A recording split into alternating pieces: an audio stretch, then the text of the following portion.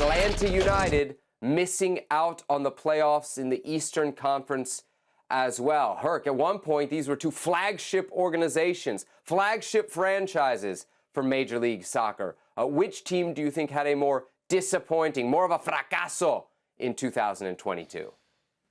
Ironically, both ended up with the same number of points in their respective conferences, and I believe, Gonzalo was, I shouldn't say I believe, he was with Brian Schmetzer, so they, Lots of connections here. A lot of connections.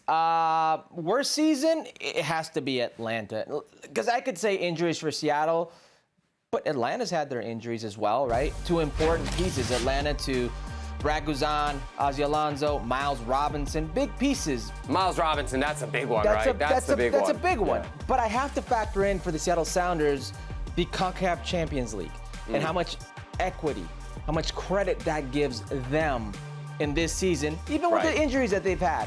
But when you look at Atlanta United, the phrase that comes to mind is dumpster fire. But not just dumpster fire, Beverly Hills dumpster fire. The collection of luxury pieces in this dumpster fire is what really gets to me. They've accumulated so many luxury pieces, and it's the same thing.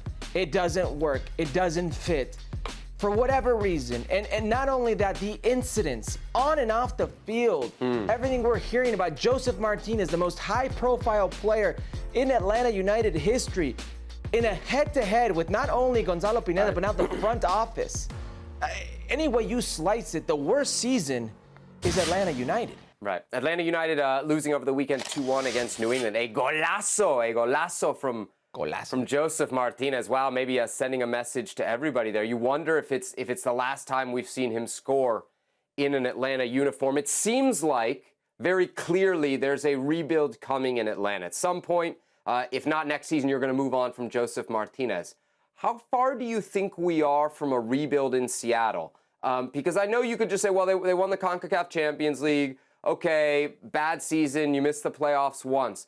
But it's an aging roster. At least it's an aging core. And at some point, you're going to have to turn that over, right? How far are we from that?